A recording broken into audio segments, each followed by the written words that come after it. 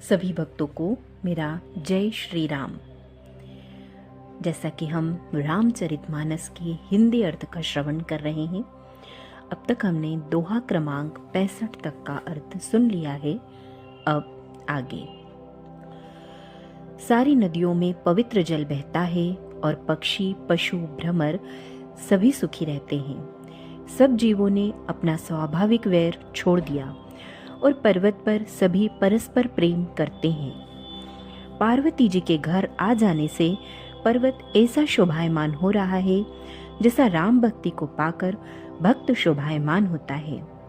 उस पर्वतराज के घर नित्य नए नए मंगलोत्सव होते हैं, जिसका ब्रह्मादि यश गाते हैं।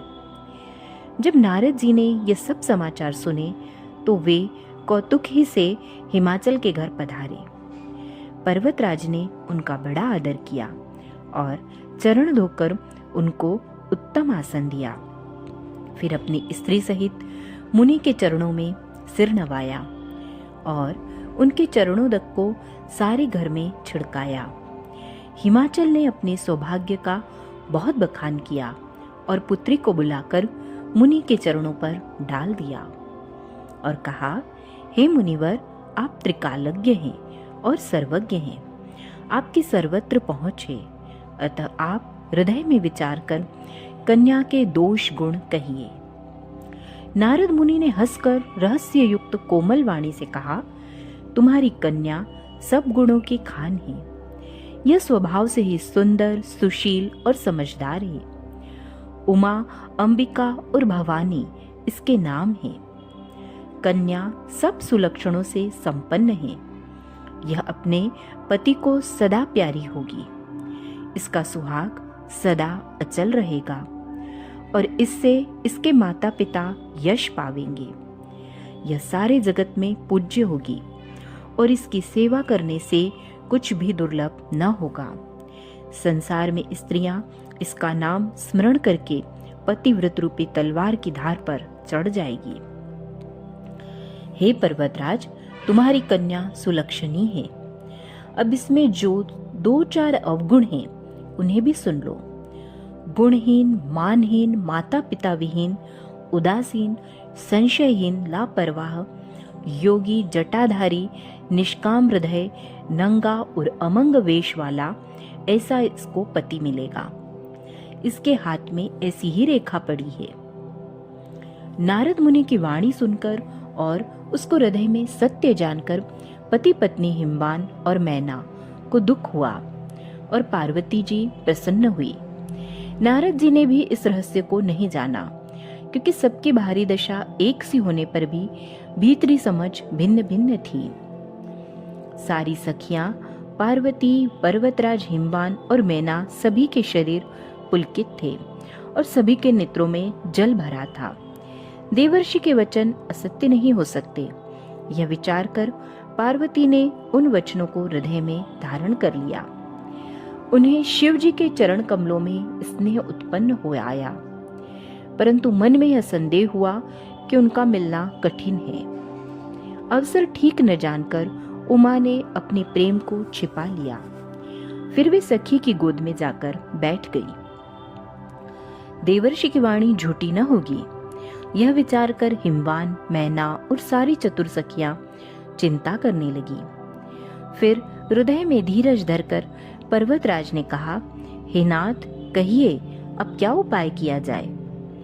मुनीश्वर ने कहा, हे हिमवान, सुनो।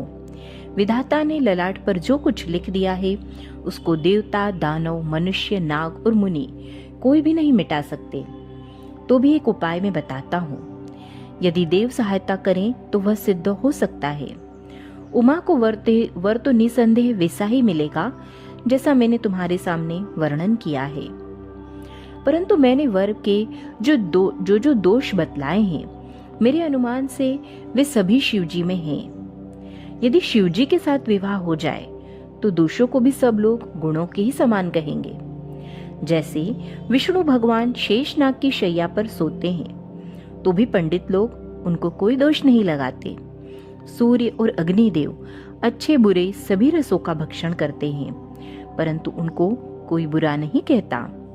गंगा जी में शुभ और अशुभ सभी जल बहता है, पर कोई उन्हें अपवित्र नहीं कहता। सूर्य, अग्नि और गंगा जी की भांति समर्थ को कुछ दोष नहीं लगता। यदि मूर्ख ज्ञान के अभिमान से इस प्रकार होड़ करते हैं तो वे कल्प भर के लिए नरक में पड़ते हैं। भला कहीं जीव भी ईश्वर के समान हो सकता है? गंगा जल से भी बनाई हुई मदिरा को जानकर संत लोग कभी उसका पान नहीं करते, पर वही गंगा जी में मिल जाने पर जैसे पवित्र हो जाती है। ईश्वर और जीव में भी वैसा ही भेद है। शिव जी सहज ही समर्थ हैं, क्योंकि वे भगवान हैं। इसलिए इस विवाह में सब प्रकार कल्याण है, परंतु महादेव जी की आराधना बड़ी कठिन है। फिर भी क्लेश करने से वे बहुत जल्द संतुष्ट हो जाते हैं। यदि तुम्हारी कन्या तप करे तो त्रिपुरारी महादेव जी होनहार को मिटा सकते हैं। यद्यपि संसार में वर अनेक है, पर इसके लिए शिव जी को छोड़कर दूसरा वर नहीं है। शिव जी वर देने वाले, शरणागतों के दुखों का नाश करने वाले, कृपा के समुद्र और सेवकों के मन को प्रसन्न करने वाले हैं। शिव जी की आराधना किए बिना करोड़ों योग और जप करने पर भी वांछित फल नहीं मिलता। ऐसा कहकर भगवान का स्मरण करके नारद जी ने पार्वती को आशीर्वाद दिया और कहा कि हे पर्वतराज, तुम संदेह का त्याग कर दो, अब यह कल्याण ही होगा। यो कहकर नारद मुनि ब्रह्मलोक को चले गए। अब आगे जो चरित्र हुआ उसे सुनो। पति को एकांत में पाकर मैना ने कहा, हे नाथ, मैंने मुनि के वचनों का अर्थ नहीं समझा। जो हमारी कन्या के अनुकूल घर, वर और कुल उत्तम हो तो विवाह कीजिए, नहीं तो लड़की चाहे कुमारी ही रहे। मैं अयोग्य वर के साथ उसका विवाह नहीं करना चाहती, क्योंकि हे स्वामिन, पार्वती मुझको प्राणों के समान प्यारी है। यदि पार्वती के योग्य वर न मिला तो सब लोग कहेंगे कि पर्वत स्वभाव से ही जड़, मूर्ख होते हैं। हे स्वामी, इस बात को विचार कर ही विवाह कीजिएगा, जिसमें फिर पीछे हृदय में संताप न हो। इस प्रकार कहकर मैना पति के चरणों पर मस्तक रखकर गिर पड़ी। तब हिमवान ने प्रेम से कहा, चाहे चंद्रमा में अग्नि प्रकट हो जाए, पर नारद जी के वचन झूठे नहीं हो सकते। हे प्रिय, सब सोच छोड़कर श्री भगवान का स्मरण करो। जिन्होंने पार्वती को रचा है वे ही कल्याण करेंगे। अब यदि तुम्हें कन्या पर प्रेम है तो जाकर उसे यह शिक्षा दो कि वह ऐसा तप करे जिससे शिवजी मिल जाए। दूसरे उपाय से यह क्लेश नहीं मिटेगा। नारद जी के वचन रहस्य के युक्त और सकारण है, और शिवजी समस्त सुंदर गुणों के भंडार हैं। यह विचार कर तुम मिथ्या संदेह छोड़ दो। शिवजी सभी तरह से निष्कलंक हैं। पति के वचन सुन मन में प्रसन्न होकर मैना उठकर तुरंत पार्वती के पास गई। पार्वती को देखकर उनकी आंखों में आंसू भर आए। उसे स्नेह के साथ गोद में बैठा लिया, फिर बार बार उसे हृदय से लगाने लगी। प्रेम से मैना का गला भर आया, कुछ कहा नहीं जाता। जगत जननी भवानी जी तो सर्वज्ञ ठहरी। माता के मन की दशा को जानकर वे माता को सुख देने वाली कोमल वाणी से बोली, माँ सुन, मैं तुझे सुनाती हूँ। मैंने ऐसा स्वप्न देखा है कि मुझे एक सुंदर गौर वर्ण श्रेष्ठ ब्राह्मण ने ऐसा उपदेश दिया है, हे पार्वती, नारद जी ने जो कहा है उसे सत्य समझकर तू जाकर तप कर। फिर यह बात तेरे माता पिता को भी अच्छी लगी है। तप सुख देने वाला और दुख दोष का नाश करने वाला है। तप के बल से ही ब्रह्मा संसार को रचते हैं, और तप के बल से ही विष्णु सारे जगत का पालन करते हैं। तप के बल से ही शंभु रुद्र रूप से जगत का संहार करते हैं, और तप के बल से ही शेष जी पृथ्वी का भार धारण करते हैं। हे भवानी, सारी सृष्टि तप के ही आधार पर है। ऐसा जी में जानकर तू जाकर तप कर। यह बात सुनकर माता को बड़ा अचरज हुआ, और उसने हिमवान को बुलाकर यह सपना सुनाया। माता पिता को बहुत तरह से समझाकर बड़े हर्ष के साथ पार्वती जी तप करने के लिए चली। प्यारे कुटुंबी, पिता और माता सब व्याकुल हो गए। किसी के मुंह से बात नहीं निकलती। तब वेदशिरा मुनि ने आकर सबको समझाकर कहा।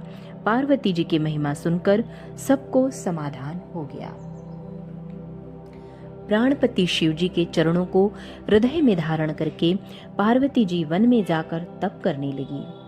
पार्वती जी का अत्यंत सुकुमार शरीर तप के योग्य नहीं था, तो भी पति के चरणों का स्मरण करके उन्होंने सब भोगों को त्यज दिया। स्वामी के चरणों में नित्य नया अनुराग उत्पन्न होने लगा और तप में ऐसा मन लगा कि शरीर की सारी सुध बुध बिसर गई। 1000 वर्ष तक उन्होंने मूल और फल खाए, फिर 100 वर्ष साग खाकर बिताए। कुछ दिन जल और वायु का भोजन किया और फिर कुछ दिन कठोर उपवास किए। जो बेलपत्र सूखकर पृथ्वी पर गिरते थे, 3000 वर्ष तक उन्हीं को खाया। फिर सूखे पर्ण पत्ते भी छोड़ दिए। तभी पार्वती का नाम अपर्णा हुआ। तब से उमा का शरीर क्षीण देखकर आकाश से गंभीर ब्रह्मवाणी हुई। हे पर्वतराज की कुमारी, सुन, तेरा मनोरथ सफल हुआ। तू अब सारे असह कलेशों को, कठिन तप को त्याग दे। अब तुझे शिवजी मिलेंगे। भवानी, धीर, मुनि और ज्ञानी बहुत हुए हैं, पर ऐसा कठोर तप किसी ने नहीं किया। अब तू इस श्रेष्ठ ब्रह्मा की वाणी को सदा सत्य और निरंतर पवित्र जानकर अपने हृदय में धारण कर। जब तेरे पिता बुलाने को आवे, तब हट छोड़कर घर चली जाना, और जब तुम्हें सप्त ऋषि मिले, तब इस वाणी को ठीक समझना। इस प्रकाश आकाश से कही हुई ब्रह्मा की वाणी को सुनते ही पार्वती जी प्रसन्न हो गई और हर्ष के मारे उनका शरीर पुलकित हो गया। याज्ञवल्क्य जी भारद्वाज जी से बोले कि मैंने पार्वती का सुंदर चरित्र सुनाया, अब शिव जी का सुहावना चरित्र सुनो। जब से सती ने जाकर शरीर त्याग किया, तब से शिव जी के मन में वैराग्य हो गया। वे सदा श्री रघुनाथ जी का नाम जपने लगे और जहां तहां श्री रामचंद्र जी के गुणों की कथाएं सुनने लगे। चिदानंद सुख के धाम, मोह मद और काम से रहित शिव जी संपूर्ण लोकों को आनंद देने वाले भगवान श्री हरि श्री रामचंद्र जी को हृदय में धारण कर भगवान के ध्यान में मस्त हुए पृथ्वी पर विचरने लगे। वे कहीं मुनियों को ज्ञान का उपदेश करते और कहीं श्री रामचंद्र जी के गुणों का वर्णन करते थे। यद्यपि सुजान शिव जी निष्काम हैं, तो भी वे भगवान अपने भक्त के वियोग के दुख से दुखी हैं। इस प्रकार बहुत समय बीत गया। श्री रामचंद्र जी के चरणों में नित्य नई प्रीति हो रही है। शिव जी के कठोर नियम, अनन्य प्रेम और उनके हृदय में भक्ति की अटल टेक को जब श्री रामचंद्र जी ने देखा, तब कृतज्ञ, उपकार मानने वाले, कृपालु, रूप और शील के भंडार, महान तेज पुंज भगवान श्री रामचंद्र जी प्रकट हुए। उन्होंने बहुत तरह से शिव जी की सराहना की और कहा कि आपके बिना ऐसा कठिन व्रत कौन निभा सकता है। श्री रामचंद्र जी ने बहुत प्रकार से शिव जी को समझाया और पार्वती जी का जन्म सुनाया। कृपा निधान श्री रामचंद्र जी ने विस्तार पूर्वक पार्वती जी की अत्यंत पवित्र करनी का वर्णन किया। फिर उन्होंने शिव जी से कहा, हे शिव जी, यदि मुझ पर आपका स्नेह है तो अब आप मेरी विनती सुनिए। मुझे यह मांगे दीजिए कि आप जाकर पार्वती के साथ विवाह कर ले। शिव जी ने कहा, यद्यपि ऐसा उचित नहीं है, परंतु स्वामी की बात भी मेटी नहीं जा सकती।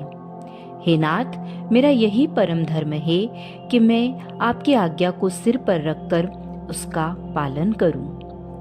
माता, पिता, गुरु और स्वामी की बात को बिना ही विचारे शुभ समझकर करना चाहिए। फिर आप तो सब प्रकार से मेरे परम हितकारी हैं। हे नाथ, आपकी आज्ञा मेरे सिर पर है। शिव जी की भक्ति, ज्ञान और धर्म से युक्त वचन रचना सुनकर प्रभु रामचंद्र जी संतुष्ट हो गए। प्रभु ने कहा, हे हर, आपकी प्रतिज्ञा पूरी हो गई। अब हमने जो कहा है उसे हृदय में रखना। इस प्रकार कहकर श्री रामचंद्र जी अंतर्ध्यान हो गए। शिव जी ने उनकी वह मूर्ति अपने हृदय में रख ली। उसी समय सप्तऋषि शिव जी के पास आए। प्रभु महादेव जी ने उनसे अत्यंत सुहावने वचन कहे। आप लोग पार्वती के पास जाकर उनके प्रेम की परीक्षा लीजिए और हिमाचल को कहकर उन्हें पार्वती को लिवा लाने के लिए भेजिए तथा पार्वती को घर भिजवाइए और उनके संदेह को दूर कीजिए। ऋषियों ने वहां जाकर पार्वती को कैसी देखा, मानो मूर्तिमान तपस्या ही हो।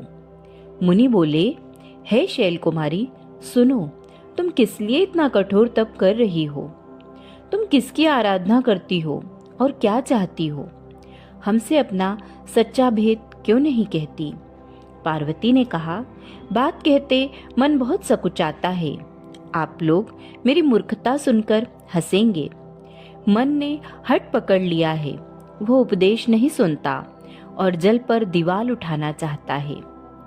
नारद जी ने जो कह दिया उसे सत्य जानकर मैं बिना ही पांख के उड़ना चाहती हूँ। हे मुनियों, आप मेरा अज्ञान तो देखिए कि मैं सदा शिव जी को ही पति बनाना चाहती हूँ। पार्वती जी की बात सुनते ही ऋषि लोग हंस पड़े और बोले, तुम्हारा शरीर पर्वत से ही तो उत्पन्न हुआ है। भला कहो तो, नारद का उपदेश सुनकर आज तक किसका घर बसा है? उन्होंने जाकर दक्ष के पुत्रों को उपदेश दिया था, जिससे उन्होंने फिर लौटकर घर का मुंह भी नहीं देखा। चित्रकेतु के घर को नारद ने ही चौपट किया। फिर यही हाल हिरण्यकश्यपु का हुआ। जो स्त्री पुरुष नारद की सीख सुनते हैं वे घर बार छोड़कर अवश्य ही भिखारी हो जाते हैं। उनका मन तो कपटी है, शरीर पर सज्जनों के चिन्ह हैं। वे सभी को अपने समान बनाना चाहते हैं। उनके वचनों पर विश्वास मानकर तुम ऐसा पति चाहती हो जो स्वभाव से ही उदासीन, गुणहीन, निर्लज्ज, बुरे वेश वाला, नर कपालों की माला पहनने वाला, कुलहीन, बिना घर बार का, नंगा और शरीर पर सांपों को लपेटे रखने वाला है। ऐसे वर के मिलने से कहो तुम्हें क्या सुख होगा? तुम उस ठग के बहकावे में आकर खूब भूली। पहले पंचों के कहने से शिव ने सती से विवाह किया था, परंतु फिर उसे त्याग कर मरवा डाला। अब शिव को कोई चिंता नहीं रही, भीख मांगकर खा लेते हैं और सुख से सोते हैं। ऐसे स्वभाव से ही अकेले रहने वालों के घर भी भला क्या कभी स्त्रियां टिक सकती है? अब भी हमारा कहा मानो, हमने तुम्हारे लिए अच्छा वर विचारा है। वो बहुत ही सुंदर, पवित्र, सुखदायक और सुशील है, जिसका यश और लीला वेद गाते हैं। वह दोषों से रहित, सारे सद्गुणों की राशि, लक्ष्मी का स्वामी और बैकुंठपुरी का रहने वाला है। हम ऐसे वर को लाकर तुमसे मिला देंगे। यह सुनते ही पार्वती जी हंसकर बोली, आपने यह सत्य ही कहा कि मेरा यह शरीर पर्वत से उत्पन्न हुआ है, इसलिए हट नहीं छूटेगा। शरीर भले ही छूट जाए, सोना भी पत्थर से ही उत्पन्न होता है। सुबह जलाए जाने पर भी अपने स्वभाव सुवर्ण को नहीं छोड़ता। अतः मैं नारद जी के वचनों को नहीं छोड़ूंगी, चाहे घर बसे या उजड़े, इससे मैं नहीं डरती। जिसको गुरु के वचनों में विश्वास नहीं है, उसको सुख और सिद्धि स्वप्न में भी सुगम नहीं होती। माना कि महादेव जी अवगुणों के भवन हैं और विष्णु समस्त सद्गुणों के धाम हैं, पर जिसका मन जिसमें रम गया उसको तो उसी से काम है। हे मुनीश्वरों, यदि आप पहले मिलते तो मैं आपका उपदेश सिर माथे रखकर सुनती, परंतु अब तो मैं अपना जन्म शिव जी के लिए हार चुकी। फिर गुण दोषों का विचार कौन करे? यदि आपके हृदय में बहुत ही हठ है और विवाह की बातचीत किए बिना आपसे रहा ही नहीं जाता, तो संसार में वर कन्या बहुत है। खिलवाड़ करने वालों को आलस्य तो होता नहीं, और कहीं जाकर कीजिए। मेरा तो करोड़ जन्मों तक यही हट रहेगा कि या तो शिवजी को वरूंगी, नहीं तो कुमारी ही रहूंगी। स्वयं शिवजी 100 बार कहे तो भी नारद जी के उपदेश को न छोड़ूंगी। जगत जननी पार्वती जी ने फिर कहा कि मैं आपके पैरों पड़ती हूँ, आप अपने घर जाइए, बहुत देर हो गई। शिव जी में पार्वती जी का ऐसा प्रेम देखकर ज्ञानी मुनि बोले, हे जगत जननी, हे भवानी, आपकी जय हो, जय हो। आप माया हैं और शिव जी भगवान हैं। आप दोनों समस्त जगत के माता पिता हैं। यह कहकर मुनि पार्वती जी के चरणों में सिर नवाकर चल दिए। उनके शरीर बार बार पुलकित हो रहे थे। मुनियों ने जाकर हिमवान को पार्वती जी के पास भेजा और वे विनती करके उनको घर ले आए। फिर सप्त ऋषियों ने शिव जी के पास जाकर उनको पार्वती जी की सारी कथा सुनाई। पार्वती जी का प्रेम सुनते ही शिव जी आनंद मग्न हो गए। सप्त ऋषि प्रसन्न होकर अपने घर को चले गए। तब सुजान शिव जी मन को स्थिर करके श्री रघुनाथ जी का ध्यान करने लगे। उसी समय तारक नाम का असुर हुआ, जिसकी भुजाओं का बल, प्रताप और तेज बहुत बड़ा था। उसने सब लोक और लोकपालों को जीत लिया। सब देवता सुख और संपत्ति से रहित हो गए। वह अजर अमर था, इसलिए किसी से जीता नहीं जाता था। देवता उसके साथ बहुत तरह की लड़ाइयां लड़कर हार गए। तब उन्होंने ब्रह्मा जी के पास जाकर पुकार मचाई।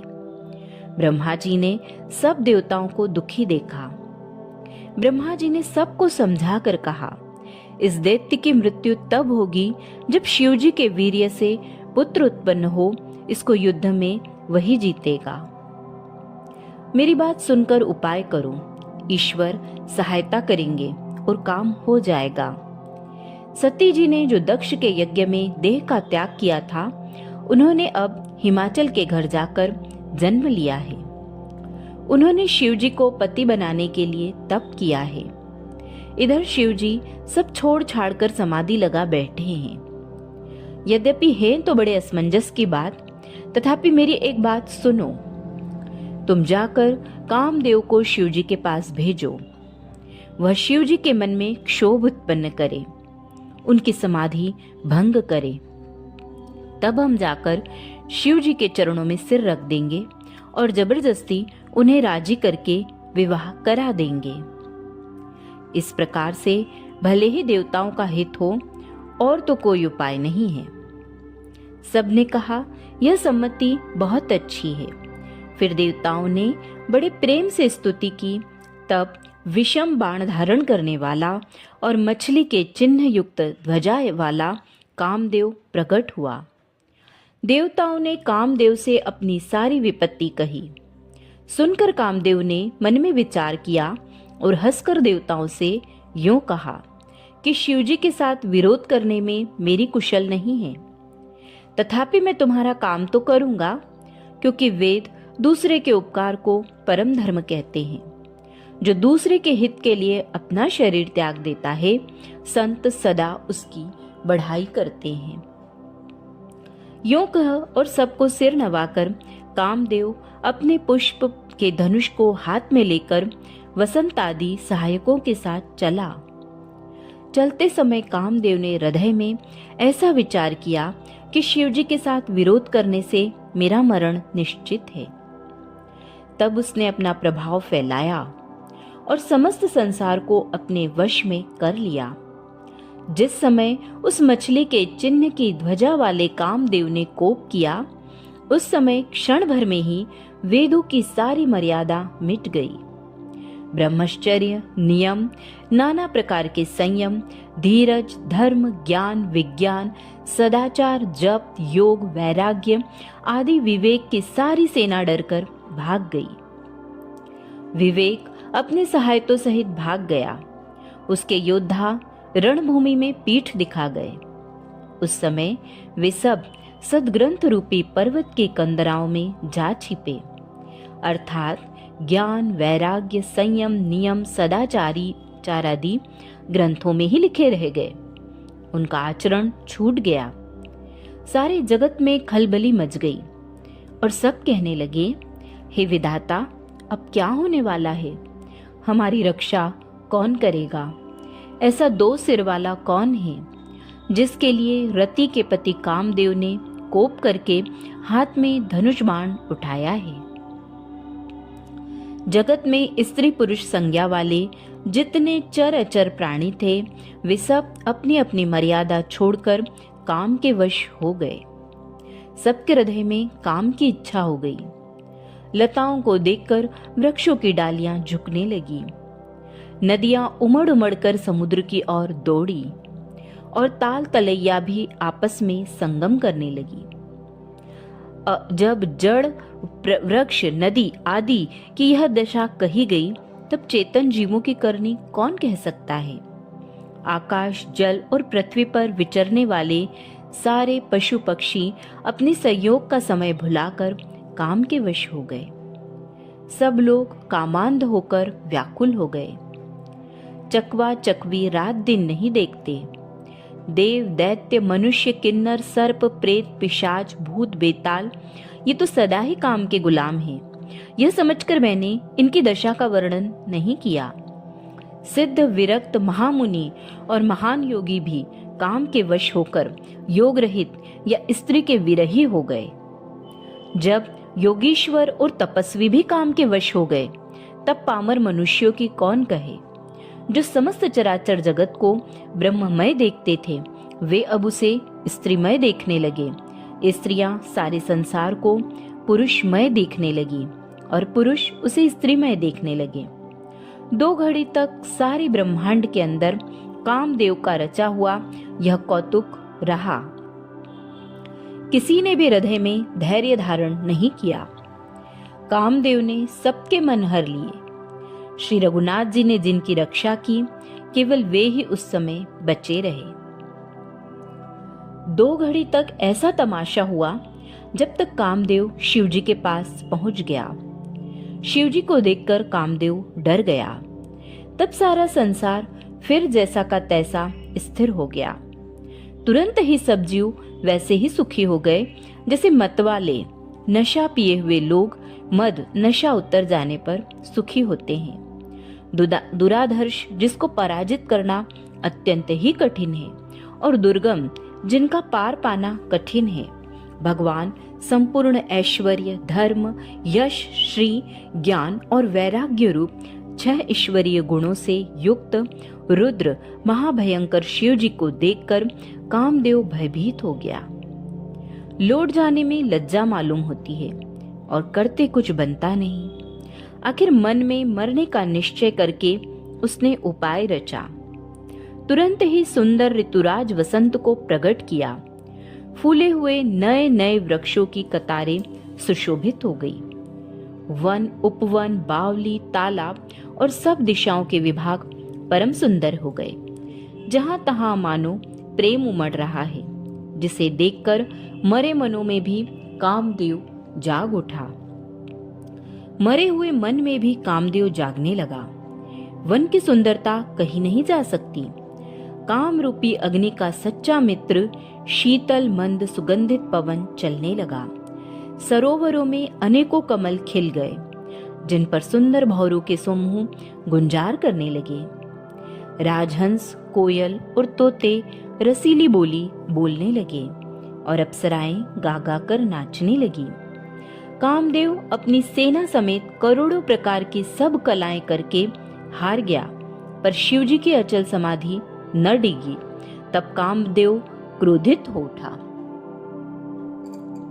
आम के वृक्ष की एक सुंदर डाली देखकर मन में क्रोध से भरा हुआ कामदेव उस पर चढ़ गया।